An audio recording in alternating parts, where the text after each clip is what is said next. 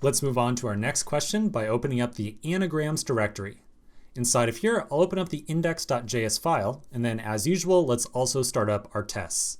So back at the command line, we'll run jest anagrams/test.js --watch, like so. And we should see a handful of tests start to run. So in this case, 6 total right now. Cool, so let's give this thing a shot. Let's take a look at the directions and examples to start. Now, you will recall we briefly spoke about anagrams during one of the earlier exercises. So we're kind of coming back just to kind of reinforce the idea of working with strings, specifically around creating and working with character maps.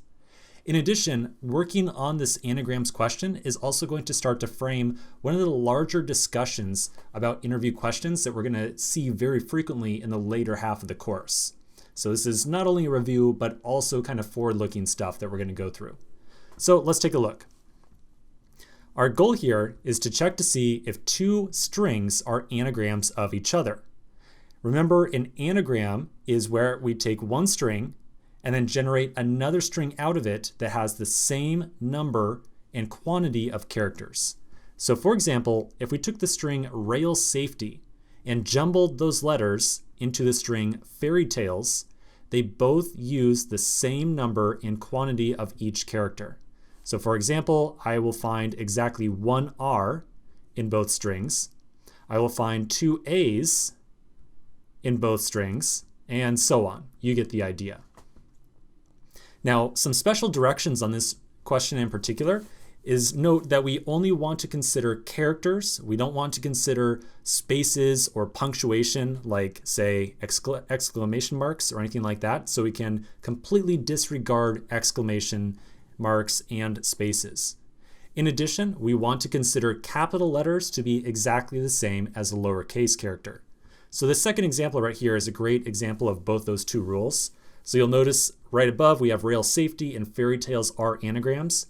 The second example right here has still rail safety, but with capital letters and exclamation marks. However, we should still consider this to be an anagram of the lowercase fairy tales. Now, just to make sure that you start down the right path, I want to give you a couple little tips for dealing with these kind of edge cases around characters and not spaces or punctuation, and also a quick tip around capital letters as well. So let's flip over to my browser really quick, and we're going to look at some examples here. So the first thing I want to give you a quick note on is on the MDN documentation, we have regexes, which is short for regular expressions. Regular expressions can be used to manipulate strings very easily. And in this case, we can use a regular expression to very easily remove all these spaces and exclamation marks from a given string. So in this regex article, I'm going to scroll down a little bit, and one of the items inside of here, right here, so \W, specifically shows us how to match only characters and completely disregard any type of space or any type of punctuation or other symbol for that matter. So let's see an example of this in practice. As a quick example, let's say maybe we have a string called word, and it is the string hi there. All capitals with a lot of exclamation marks and a space in between right here. So we can very easily remove the space and all the exclamation marks from this thing by calling word.replace, and they'll make use of a regular expression inside this. So I'm going to place a /, a square bracket, a caret, \W, a closing square brace, /G. And then we will replace any characters like that are found with an empty string. And so you can see that very easily that removes all the extraneous characters from the string. So it gives us something a little bit more cleaner to work with. Now the other thing to keep in mind is that we only want to work with lowercase characters. So a very easy way of making sure that we are working with a lowercase string would be to chain on the method to lowercase, like so. And so essentially with these 2 methods right here, we can take a string that is capitalized with spaces and punctuation inside of it and reduce it down to just the bare characters like so. So I really expect you will end up making use of these 2 methods right here in your solution. So essentially copy these things down because I really expect you're going to need them. Now, the other thing I want to mention, just as a reminder about how we generally like to solve any type of question involving strings and comparison between them, is to generate character maps. And that was something that you'll recall we did earlier on in this course. So just as a suggestion, one possible way, and this is just one way, there's more than one way to do this question, but one possible way is to generate a character map out of both the strings that you are given. So for example, if we are given the strings hello, and I don't know, but this is supposed to be Liho, I guess, I don't know. If we build a character map out of both these, we would end up with one H, one E, two L's, and one O. And we would get the exact same character map for Liho as well. So we could iterate over one of these character maps and compare all the letters inside of it with all the letters in the other one and the quantities as well. So I'll leave that one up to you to kind of get through a little bit and figure out. So there is one last little gotcha around the character maps that you're going to generate here if you decide to go with this method. So let me show you what this kind of edge case is. When I just told you that you would want to compare these two character maps, you might have thought, okay, we can iterate through this object right here and then compare all the properties and values with the properties and values in the other object as well.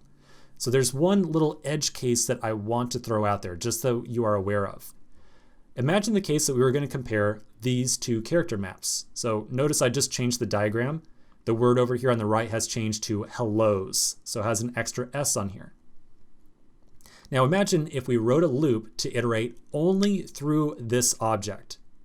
If we only iterated through this object, we would look at the character H, see that it has one use, and compare it over to this object.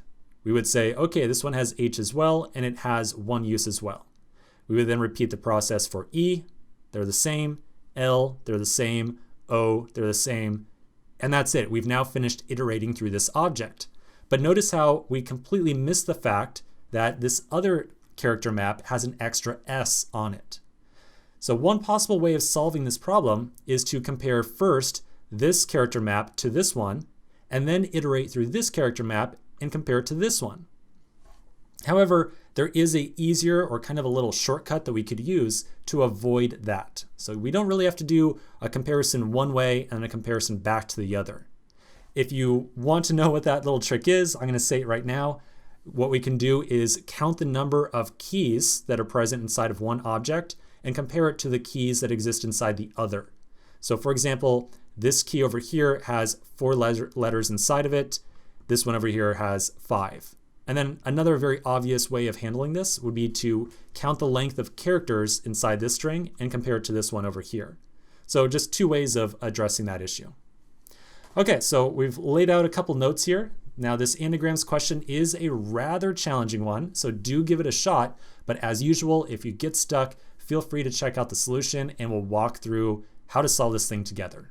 So quick break and we'll continue with the solution in the next section.